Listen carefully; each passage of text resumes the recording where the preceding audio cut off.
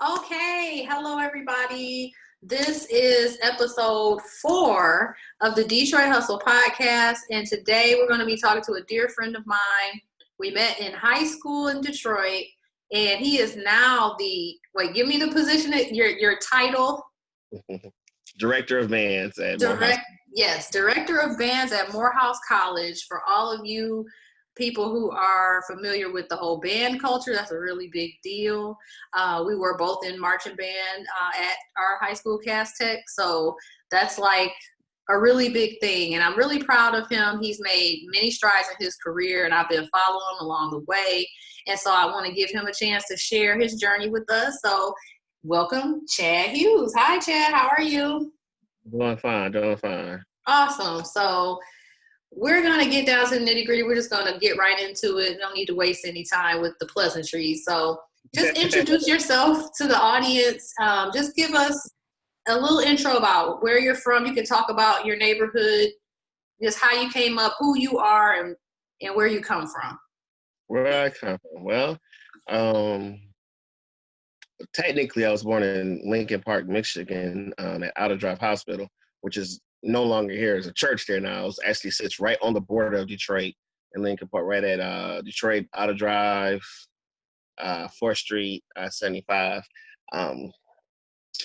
Grew up between Southwest Detroit, and where my grandparents still are to this day, and the Russell Woods neighborhood near Dexter and Davison area. I went to Bernie Elementary School. Then I went to Ann Arbor Trail Middle School. Then Immaculate Heart of Mary.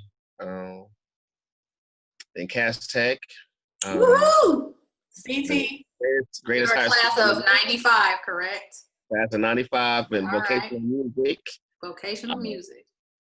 So yeah, that's my Detroit life. And honestly, what was great about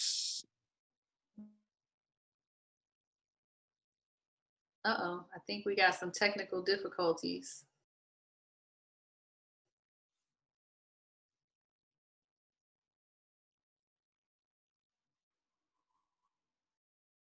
I don't know if you can hear me, but you're frozen.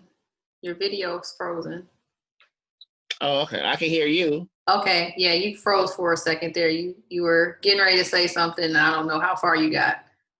Oh, okay. I said the cool thing about DPS, my teachers were excellent. They were just really caring, really investing, and make sure we were proficient in whatever that they were teaching. Okay. Yeah, I agree. I mean, me coming from Bates and then to Cass, that was like the creme de la creme, as far as I'm concerned, in the city. And it's just like, those were public schools. They were not magnet, they were not private, but they had that caliber of education that they offer students. And I just think it's amazing that we had that. And because not a lot of inner cities get that opportunity. So I think we're very fortunate that way. Wouldn't you say? I wouldn't change anything about my time in DPS. It was amazing. Okay. I loved it. So yeah, the neighborhood, Dexter and Davidson, is pretty much, I moved over there when I was 5 years old and pretty much stayed there to about roughly to 2006. Okay. When my mom moved out the house in 2010, 2011. And it was just a wonderful time. And it is amazing how people, now talk about DPS. But if it wasn't for DPS, I would not be where I am today. Okay, and good thing. So we're going to segue from that. You stopped at Cass. Where did you go to college? And, take us through your journey of education, because you have a PhD now. You are a doctor. So from 95 to 2000, I was at the University of Michigan, where I majored in music composition. And then subsequently, I started teaching in DPS from 2001 to 2006. I was primarily at Cody High School, over near the Herman Gardens off of Southfield and Joy Road. Okay. Then, from there, I started teaching in Topeka Public Schools, where I was the first um, African American high school band director in the history of the uh, school district. Now we're talking about Topeka, Kansas, correct? Correct. Okay. And then, excuse me. Oh, bless you. And then from there, I did my master's in music composition, where me and Chris Exum were also the first Blacks to receive their master's degrees in music from Kansas State. Wow. And that was what year? 2011. 2011. Okay. Wow.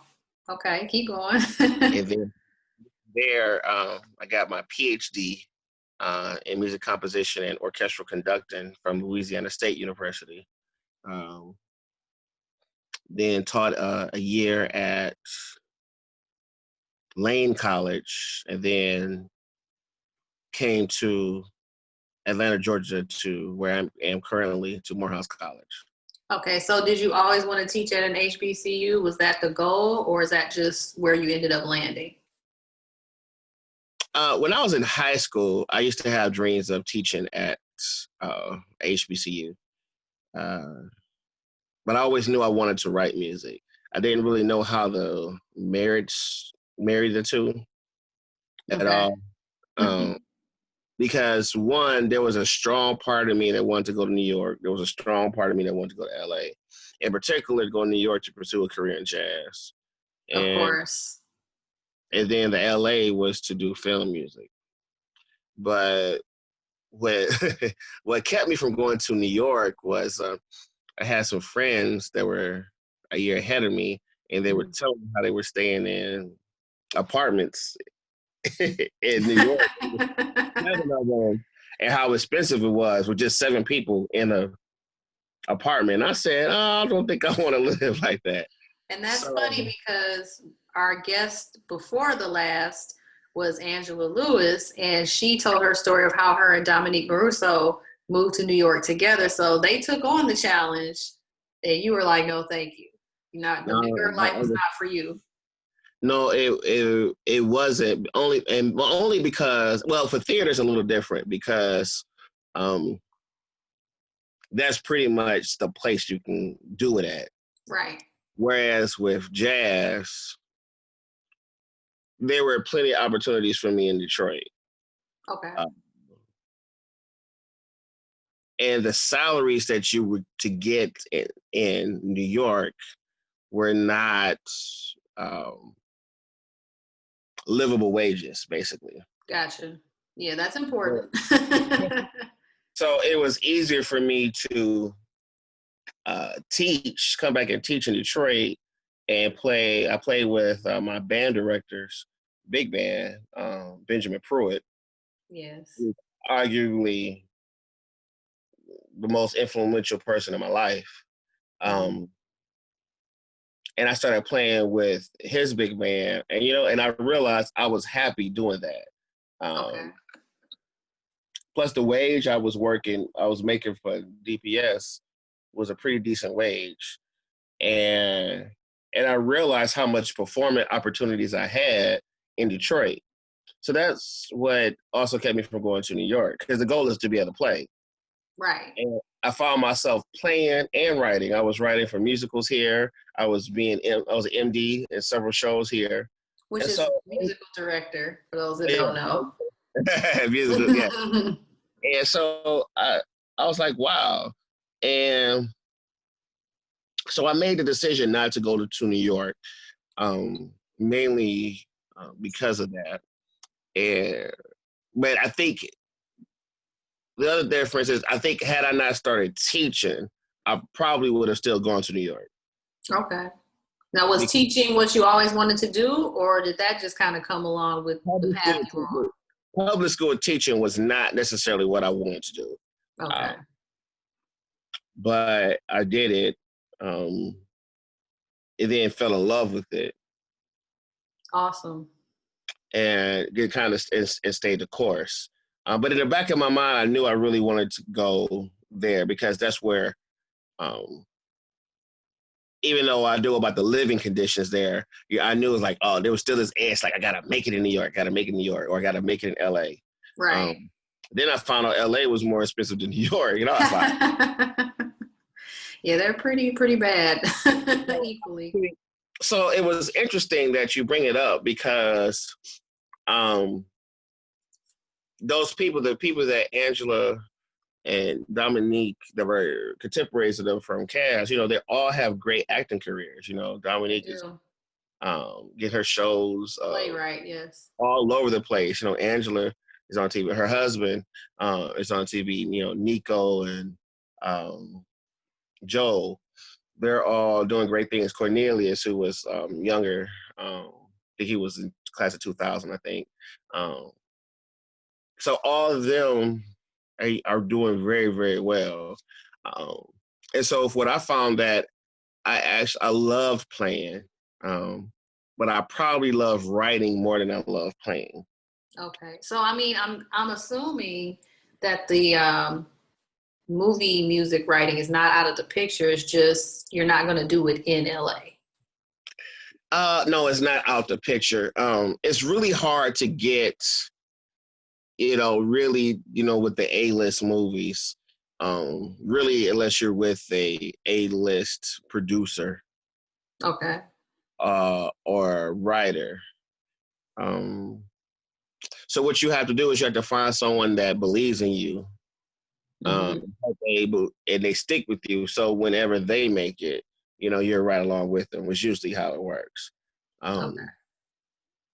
And unfortunately in Hollywood,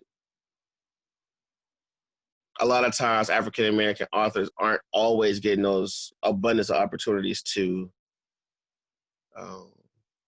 get the A-list budget, you know, to actually do scoring, you know, because with Black movies, we tend to do soundtracks more than we do scores. Right. That makes sense. So it's really, really hard to get in. But I have not lost faith. I've just done some other things to do with my writing. But, you know, I don't have any regrets because I love the students that I've influenced at Cody, at Highland Park, at Eisenhower Middle School, Chase Middle School in Topeka, Kansas. Highland Park High School was actually in Topeka also. Then at Lane, my time working as a ranger at Alcorn State University while I was in school. And now I'm Morehouse College, Spelman College. So, Okay. you know, I really enjoy doing it. I mean, I'm at work now because, well, we just got done. We see your desk. So I really enjoy it. So I don't have regrets. I never thought I'd be in Atlanta. I always thought I would stay in Detroit. But the reason I left Detroit wasn't because I just wanted to go to Atlanta. I got laid off. Okay. When I got laid off, that's when I moved to Kansas. Then subsequently, I got my master's degree. Then I got the PhD. And now I'm teaching at a college level. Right. So let's segue a little bit away from the education track and all of that. You also published your own work. Can you tell us a little bit more about that? He's putting up the CD for you all who can't see it. And the book. And the book, yeah. So what I found was the music industry is just trash, basically. You know, okay, to put it mildly. You know, it's really hard to make a living. The streaming rates are sin. So it's really hard to make a living off of the sale of your music. So what I found was, you know, self-publishing. And also I say, well, books are timeless if it's a good book.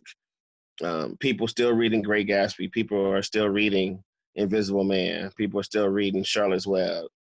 Right. A Tale of Two Cities, which I kind of got the title of my book from. But all these great works people read for hundreds of years.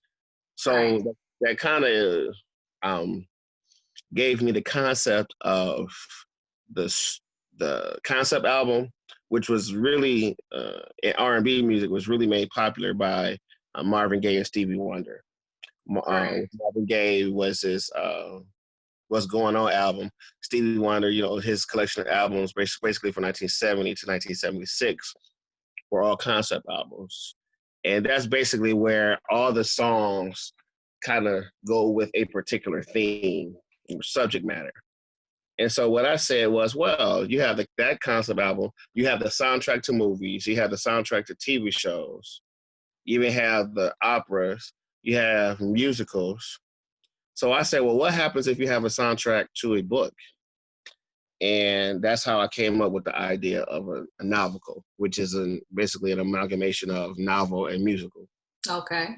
And what's the name of it? You've held it up, but no one heard. And the name of the novel is? A Tale of Two Fools. There you go. And give us just a brief synopsis of the story for those who have never heard about it and want to know more. Well, I'll read the blurb to make it easy. Sure.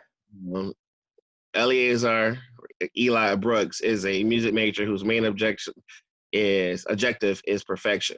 He works tirelessly in a practice room to become the best trumpeter in the world, but his dedication to music makes him a social hermit. Despite his focus, he unexpectedly falls in love with young Alexandra Hilton, a young MBA student who is being courted to work for a major marketing firm post-graduation. Although she loved Eli, Alexandra realized that her life may be better by returning to her ex-boyfriend Harrison, a six-figure executive who can give her everything she desires. Will she find true love with Alexandra, or will she return to her former lover? Oh, that's juicy. It makes me think of A Different World with Byron and Dwayne. Ooh. Well, I love A Different World. And I can't necessarily say A Different World was inspiration to this, but Different World was definitely inspirational in my life. I mean, yeah, you ended up teaching at HBCU. Yes. And the exterior shots for Different World were shot at Spelman College right next door. Oh, they were? Okay, I didn't know that. Mm-hmm. Awesome. Yeah, it's cool. But I saw, that's human. Right. I know I thought when I was at FAM, I expected the pit, and we had what was called the Orange Room. And it wasn't really like the pit, and I was a little disappointed, to be honest. Yeah. Well, our union was kind of pit-ish, but it was just a collection of a series of restaurants. But there was an area we could always find the Black students, and I thought it was just really cool to see that. Right. We had a pit in the basement of almost every dorm.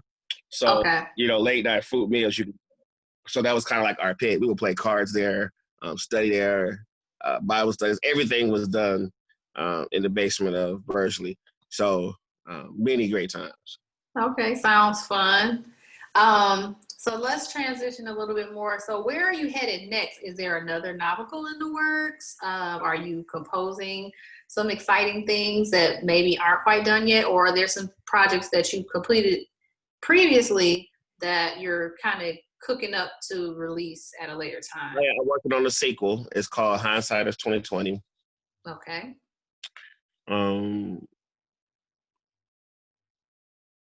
What I can say about that one is this: for those who read this one, if you enjoy A Tale of Two Fools, you're gonna really enjoy Hindsight is 2020. I won't say what it's all about yet, but when you read A Tale of Two Fools, you're gonna say, "Oh, that was a really sweet story." When you read Hindsight is 2020, you're gonna say, "Ooh, no, she didn't. No, she didn't." Okay. You're gonna just really, you're just gonna really enjoy it, and you're gonna enjoy the music too. Okay. And so, when are you gonna? You have an idea of when it'll be finished? I'm shooting for September 2020. Okay, so we've got a little ways to go. The book is actually done. I'm just actually in the process of recording the. Sorry. I'm in the process of recording the music as we speak. Okay. So we got something to look forward to next year. Absolutely. All right, awesome. And then where is A Tale of Two Fools available for those listening that are interested in checking it out? You can go to Amazon.com and buy it on the Kindle there. I'm actually, hopefully, it'll be available on Google Books today. Oh, okay. I just had someone ask me about it today, and I completely didn't even realize about Google Books. So I'm up here now trying to put it on there. That's what I had Okay. for the interview. You can actually buy hard copies by going to my website, www.sirwickmusic.com. And that's SIRWICK, Sir Wick. Music.com. Music. Okay, sorry. SirWickMusic.com. Okay, so now I want to kind of transition back a little bit. You talked about DPS, so you kind of touched on this, but like in your experience, what makes the D so special? And you can reference teachers or certain experiences or just those really impactful things that happened to you in an earlier stage that set you on this path that you're on. What makes it so special is that people, at least for me growing up, the people there know who they are. And they're generally, the people in my life were very, how can I say this? It was a very strong community. It was a tight-knit community. Mm-hmm. And even though in my little microcosm, I was with a lot of musicians, some who have continued to play music, some who don't. But being in the band specifically, those are friendships that were formed that we still talk to almost every day. Or whether it's on the phone, whether it's through text, whether it's through Facebook, whether it's through GroupMe, whether it's through email. It's a very, very strong community. So what made it special for me is when I going to the high school that I went to, there was always a underlying movement to achieve, and not to achieve something maliciously. You know, Okay. there's some people that have gained wealth or notoriety, attention by stepping on other people's toes. But the social group that I'm around, that I'm continuing around, they're not really malice at all. They're like, hey, man, how you doing? If you're trying to be a doctor, they say, hey, you studying for the MCAT? Or if you want to be a lawyer, hey, they studying for the LSAT? Or how's your practice going? Or, hey, how you sell records? You got your videos out? It was a very, let's do this mentality. Gotcha. Yeah. Non excuse tolerating community. Very supportive. Extreme. So, like, I just looked at, to give a shout out to my boy LeVar, where his wife just had this sweet article published about her, Cherie, and he just made like top 40 under 40 in the state of Wisconsin. He's just doing great things. Damian Gabriel and his wife Alicia, with his nonprofit, the Gabriel Music Society, which is talks about the life of the Gabriel family from New Orleans, but it's also a group that helps give instruments to kids who need it, provides lessons for those who need it. Just so many people that are just about achieving, not settling. So, and not to mention, on top of just tons of doctors and lawyers and I'm talking to one right now who's awesome. Thank you. So, and so what makes it it's just special. So just break it down, like it was first to, and just what pushed just to be successful, and then just going to college and us pushing us like, hey, we got to graduate, And what people don't understand is it's not that going to college makes you better. What college does, it just opens up other doors that may not otherwise be open. Nothing's a guarantee besides taxes and debt. Right. But it just opens up other doors. And see, I didn't graduate with teacher certification. But because I had a degree, I was able to start teaching because that's part of the rules in Michigan. You had to have 90 credits at that time to substitute. Well, since I already had a degree, that made them easier to hire me and to get teacher certification later. Well, wound up moving, and then, but because I had a degree, I could start, teaching in Kansas to work towards my certification. And then I decided to get my master's degree, which opened up doors for me to teach college. Right. Because my band director, and two people in my life really pushed me to get my master's. My band director, who I spoke about earlier, Mr. Benjamin Pruitt, and a friend of mine, Anthony Washington. Okay, yeah, I know him too. Who was like, Chad, when you gonna get your master's? And he was working on his at Norfolk State in composition actually. And he stayed on me. He talked about me like a dog every week. Oh, seriously, it was years. Wow. And so then he was like, all right, now when you can get your doctorate. And I said, well, since I'm already at school, I might as well stay and get it. Right. I could talk all day. And then my family. The neighborhood that my grandmother moved to, even right now my grandmother is in her 90s, there's a lot of people over there that were still there, when my dad was in elementary school. Wow. And so it was a very family-oriented neighborhood. So when they see me or I tell them my last name, they will say, oh, yeah, you Arnold's boy or JK's grandson, because they know because of that type of community that they grew up in. So part of the reason I made Detroit special was the choices that my grandfather made and where he lived and where he raised his kids. And then me being a part of my dad and my aunt's life and them taking me around and showing me things. And then their friends encouraging me. My aunt's best friend stays about an hour and a half from here. So when I go to Athens, I see her. So she's from Detroit. So you see what I'm saying? And she's also a Cal State graduate too. Oh, awesome. So it's just the people there, they just know who they are.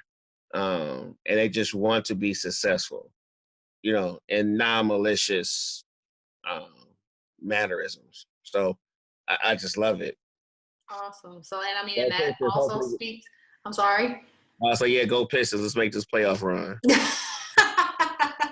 So what I was going to say was that also speaks to the title of this podcast, the Detroit Hustle podcast, is that you're speaking of that hustle towards success and achievement, which I think a lot of Detroiters possess. Absolutely. The thing I think the biggest thing that, let me say something on the critical side. I think a lot of us don't necessarily have access to capital that really keeps us from taking something sometimes to the next level. Gotcha. But the work ethic is present because we saw our parents work hard, or we saw our grandparents or our great-grandparents work hard. So because of that work ethic, other people may see what we're doing, which then can give us access to that capital we need to take things to another level. Gotcha. That makes sense. And so the vast majority of my friends have an excellent work ethic. I think about people like Kamal Smith, who, doing big things with his film writing and his TV production. He has an impeccable work ethic. Kenneth Gill, Joe Bonus just released his album last week, has an impeccable work ethic. Siobhan Johnson, has an impeccable work ethic. Lawrence Patrick, doing big things in California right now. He's actually, I think, the director of Northwestern University's campus in California. Really? I didn't know that. I know when I was in New York, he was at Jazz at Lincoln Center, and I was working with him a little bit while I was looking for work. So, yeah, he's awesome. Yeah, also he's a FAMU alum. So, correct.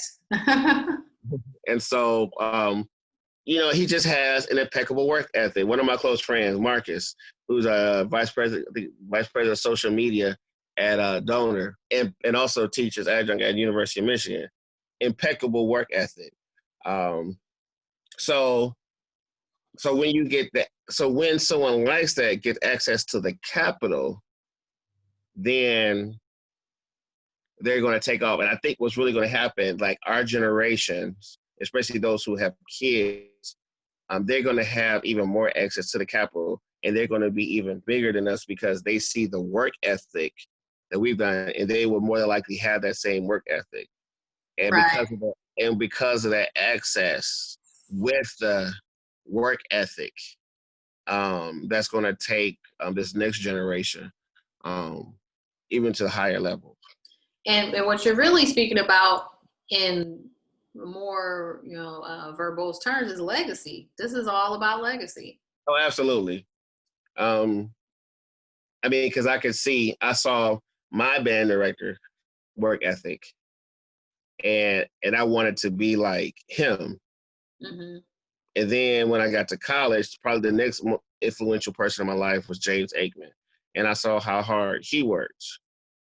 I actually did my dissertation on him, and so I said, okay, I have to work.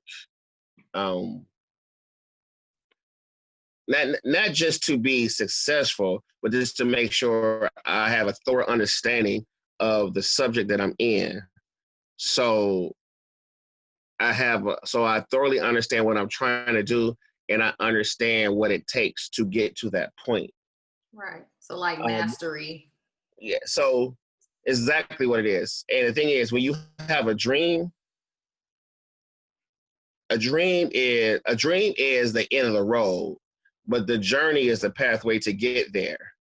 So when you have that, when you make the journey, you see the struggles.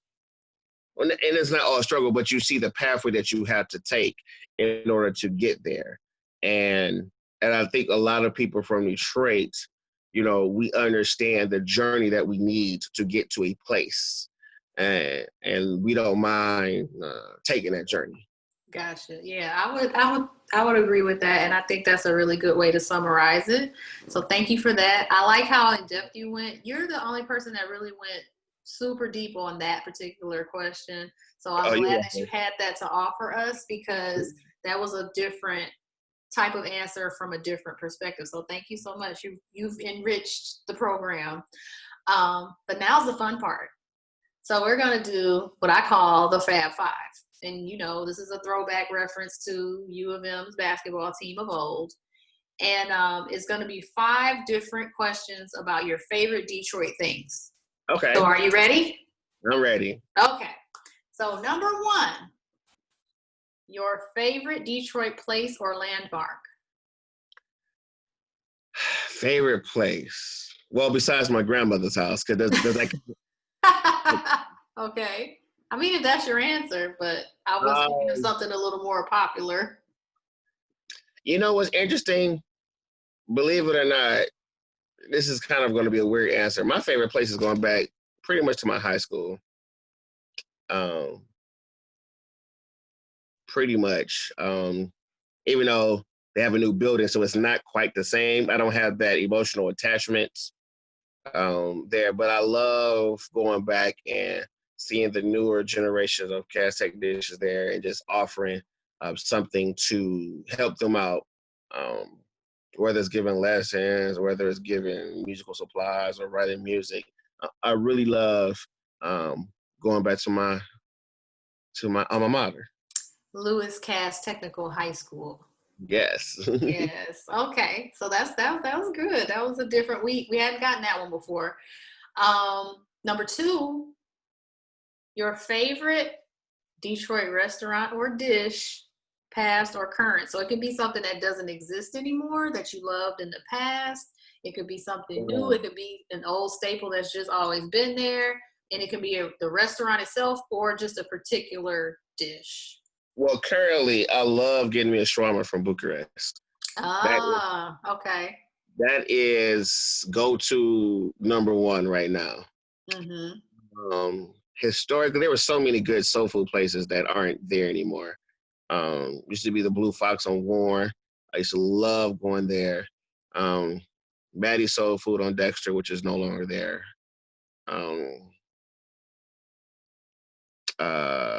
yeah, so many places. It was a Chinese food place on Jade Garden on Livernois 7 Mile. I used to love going there. So, but those places aren't there. Okay. But I think he said that they just retired, and so that's why that restaurant isn't there. So, Gotcha. but currently, and of course, same thing is with Coney. You know, everybody who grew up going to Detroit has their favorite Coney Island. Mm-hmm. So mine is on Livernois Onassis, but now I think it's LA Coney Island now. Oh, So okay. it's not quite the same like when I was growing up, but that's my favorite pass. But Bucharest all day, that's my go-to. Okay, so you heard it here. Bucharest. Is it Bucharest Grill or is it Yeah, just Bucharest, yeah. So Bucharest I Grill? either go to the one on I either go to the one on Michigan Ave. I actually go to 3, Michigan Ave, Jefferson, or Livernois. And sometimes I go to Oh, one on Phuket too, if I'm going to Wayne State. I didn't know it was that many of them, so you just taught me something. Oh, mm-hmm. Okay, so now number 3, your favorite downtown event. That could be festival, fireworks, auto show, parade, but it has to be something that occurs only in downtown Detroit. Okay, only in downtown. Mm-hmm. You know, this is going to be really interesting, but I love championship parades. And Yes. I love those because it's one of the few times where you see everybody getting along. Um, Okay. and when you in it, you know it's special Right. because it's not guaranteed next year. I think sometimes people take the Thanksgiving Day parade because it's every year. But Right. you Right. know, when the Pistons won their championship, which is the last championship we had, which was Mm. 2004, I believe, Yes, it everyone was was. so happy, Mm-hmm. and it was a Mm-hmm. special, special time. And Yeah. so I love those parades down Woodward.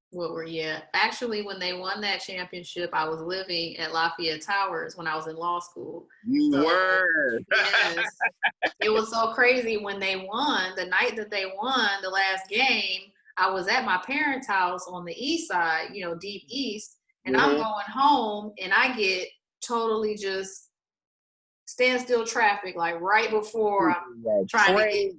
Yeah, it was bad, and but it was nice that I could walk to the parade because I was so close. So it was, the pros and cons.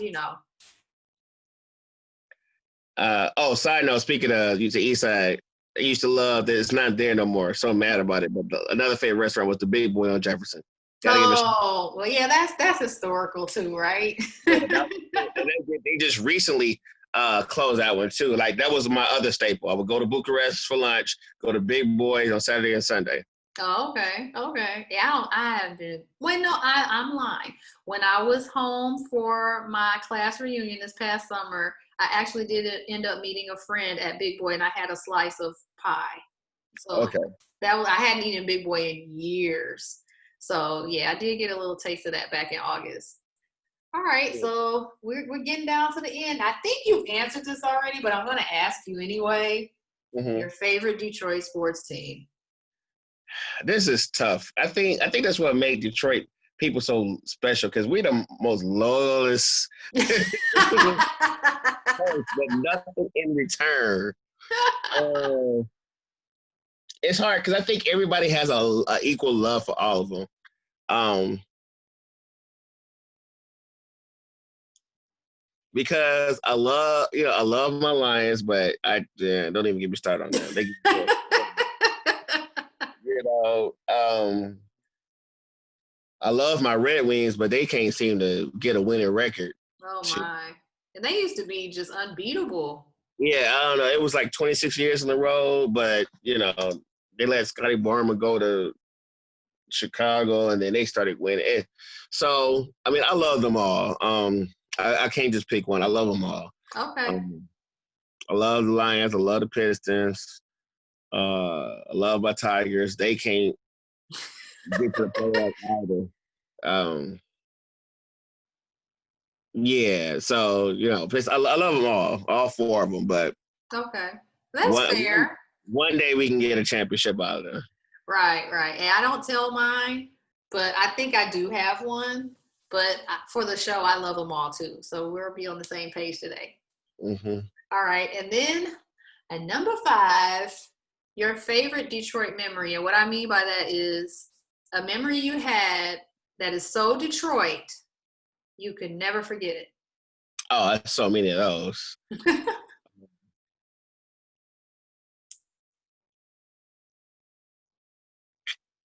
So many. I think one of the first was, I vaguely remember because my mother really wasn't big into baseball, but I do remember the Tigers winning the World Series. Oh, 84. Mm-hmm. And then I remember the Bad Boys and then participating in both their parades. So that was very Detroit.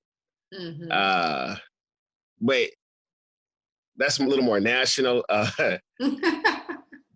There's some other memories like first day is hot and Belle Isle is packed.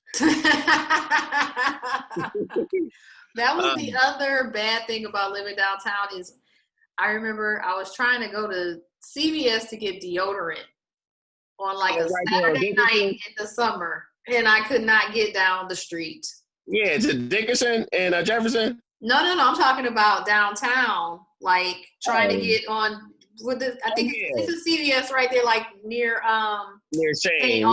Shane. Yeah, and I was trying to just get to the CVS, could not do it. Took me forever. No, you can't get it. It was you always knew the first hot day Belle Isle was going to be packed. And I pulled around one time and got caught in there. I was like, only in Detroit on a hot day, everybody trying to get to the aisle. Yep, everybody. So or just be on the strip and be headed there, but not quite make it. What's so funny is Larned was never packed, but Jefferson was just ridiculous. It was just insurmountable. Right. I mean, and I remember one time being older. I'm like, I think I'm in high school. I'm like, I want to get on the giant slide, Another, Boblo Island. It's just so many things that. Yeah, but I think the So Detroit would have to be getting caught up on the strip before you get to Belle Isle. Oh my God. And trying to get off. Go ahead. I fooled around. We probably not talking, but one time I fooled around and Memorial Day weekend. The Sigmas were having, I'm a member of Phi Beta Sigma, for those listening, and they always had their blue and white party or barbecue in Belle Isle. And it was so hot that day. Everybody was on the island. I'm loving this because I want to say you're number 4 so far, and almost everyone has mentioned Bob Lowe, the giant slide. Like, it's just so many recurring things. I just love that these things are so solidified in our histories and our memories. It's so neat, and to hear it over and over again is really cool because, part of the point of this whole podcast is to shine a positive light on Detroit because of the reputation that it's had in the media is not so positive. And especially for those who have never visited, I hear some of the worst commentary from people who have never been there. And I find that so odd because how can you speak on something you've never experienced? And so I just felt like this would be a great way to highlight those positive things and just to show that even though there might be kind of a shadow cast on Detroit, it's a really great place, and it has produced some phenomenal individuals, including yourself. You're welcome. So I just want to thank you for sharing your time today. I know you're a very busy guy, and the fact that you took this time out to talk to me, it means so much. And I hope that the listening followers, audience, everyone appreciated your different perspective on Detroit. And I hope you're also listening to all of the other episodes so you can kind of get more of a feel. I'm sorry. I said I shall. Yeah, so that, and not just you, but the other people listening, because it's like a patchwork. It really ends up being more of a whole product. It's not just about one episode and they do weave together a lot. There are a lot of connectors. You mentioned some people that I actually intend to interview in the future. So that's kind of cool. It's like foreshadowing in a sense. And so I want to thank you again. I'm going to let you go because I know you've got things to do. And that was my timer. I try to keep a specific time so I'm not holding you guys too long. But I so appreciate this. Thank you so much, Chad Hughes. We are so glad to hear from you. And that's going to wrap up this episode of the Detroit Hustle Podcast. Join us next week. Bye. Bye.